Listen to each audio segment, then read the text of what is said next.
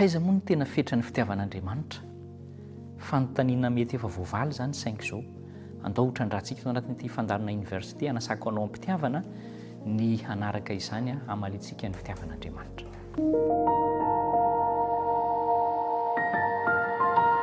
Voninahitra ao n'Andriamanitra ary isaorana ny fahasoavany mamelona antsika toy izao ary mbola ahafahantsika manaraka miara-mandalina ny soratra masina miara-mianatra toy izao. Arabaina ianao irariana ny soa rehetra. Andehantsika aloha hivavaka. Andriamanitra, misaotra noho ny amin'ny fitondranao anay, fitiavana, fahamarinana ary tianao koa ny miantso anay ho mandeha amin'ny fahamasinana, fa tianao ny ampahafantatra anao anay zao hoe hatraiza ny fetra ny fitiavanao, dia mangataka ny fitantananao zay ho takatray izany ka mahalinay kosa ny antsonao ho tianao sy ho tiany olona rehetra. Amin'ny anaran'i Jesosy no angatana izany. Amen. Efa voavalinao avy hatrany angamba ilay fitiavan'Andriamanitra hoe aiza ny fetrany? Dia hoe tsy manam-petra. Fa inona ny hevitra izany?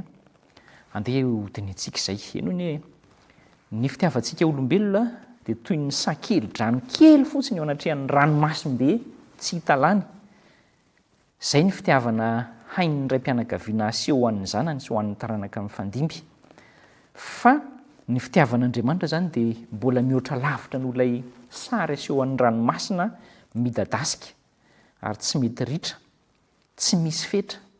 Zany ny fitiavan'Andriamanitra. Tsy misy lela ny olombelona mety mahalaza hoe izao ny tena fitiavan'Andriamanitra ary tsy misy penina afaka mitantara izany satria tsy ampy izao rehetra izao sy ny ranomainty rehetra angonina manerana n'izao rehetra izao hilazana an'izany fitiavan'Andriamanitra izany. Fa izao azonao dinihina isan'andro mandritra ny fiainanao kosa izay fitiavan'Andriamanitra izay. Saingy izao koa mbola tsy ho takatra ao koa amin'ny fahafenona nefa izany. Hoe ahoana marina izany alaliny sy avony sy sakany fitiavan'Andriamanitra tamin'ny nanolorany zanany laha ho faty ho aso anao izany. Fa mila ny fanan'Andriamanitra isika satria na ny mandrakizay aza izay iaina mandrakizay tsy manam-pataperana azy dia mbola tsy ampy hanehoana an'izany fitiavan'Andriamanitra antsika izany. Fa izao hoe rehefa mandalina amin'ny Baiboly isika, misaintsaina ny fiainan'i Kristy, mandinika an'izany isan'andro, mandinika ny drafim-panavotana izay notanterana tamin'ny alalan'i Jesosy Kristy, dia hitombo kosa ny fahatakarantsika n'izany loha-hevi-dehibe ny fitiavan'Andriamanitra izany. Asaiko ianao mbola vakio foana ilay Jaona 7:10 fa hanampy antsika hatakatra ny momba an'Andriamanitra izany. Ny loha-hevitra tena tian'i Kristy indrindra dia izao hoe ny fitiavan'Andriamanitra. Izany hoe raisina ao amin'ilay ohatra hoe sary ny fitiavan'ny ray sy ny fahasoavana be ao aminy, fitiavana hananan'ny ray aman-dreny izany.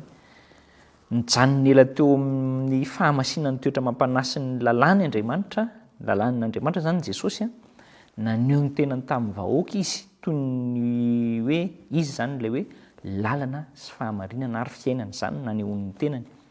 Ireo no tokony ho voizin'ny mpanompon'i Kristy.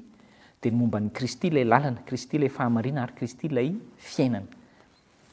Tokony hanehoan'izany isika ao amin'i Jesosy ary ny filazantsara dia izay hoe Jesosy aseho amin'ny alalan'ireo hoe izy ny lalana, izy ny fahamarinana ary izy ny fiainana. Mila lazaina amin'ny vahoaka ny tantaran'i Kristy, ny fiainany feno fandavan-tena, fahafoizan-tena sy ny fanetretena rehetra, ny nanekeny hatramin'ny fahafatesana, ny nitsanganany tamin'ny maty sy ny akarany any an-danitra ary tsy hoe nilaozany eto fotsiny isika fa manelanelana antsika no ataony any an-danitra, manelanelana antsika amin'ny ray izany.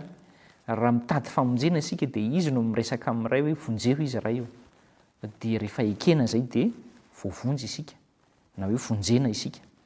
Fa izao nanana teny fikasana ihany koa izy namarana ny asany hoe rehefa tapitra ny asako fanelanelana hoy Jesosy dia mbola ho avy indray ka handray ianareo, mbola ho raisina isika.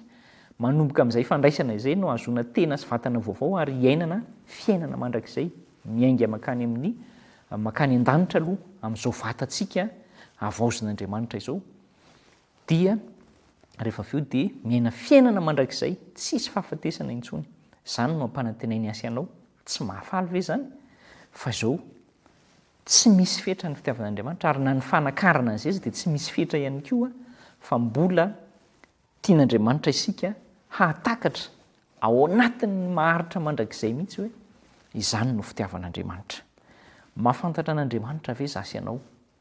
Sa mahalalalala fotsiny hoe zao Andriamanitra fa zahako tsy dia misy hidirany amin'ny fiainako zany na dia kristianina zaho tsia andao sika hiala amin'ny mety ho fiheverana tsy izy na ny fahadisoan-kevitra mibahana miloha amintsika momba an'Andriamanitra fa Andriamanitra ny hanampy atsika mihitsy hatakatra an'izay hoe fitiavan'Andriamanitra izay dia rehefa fatakatsika izay fitiavan'Andriamanitra izay dia hiroso hiditra ho aminy koa isika hiombona aminy ahafahantsika mity azy sy mity ny namantsika dia ny mpiarabelona rehetra amintsika ombantsika Andriamanitra hanampy atsika izy hiaina izany vavaka isika misaotra Tompo noho ny amin'ny fitantananao lehibe natoronao anay mazava fa na ny fiainana mandrakizay izy dia mbola tsy ampy hahalalana ny fitiavanao izay hanylo hevitra ambony indrindra nahalianan'i Kristy sy no tanterahany ampio koa izay mba holiana amin'izany bebe kokoa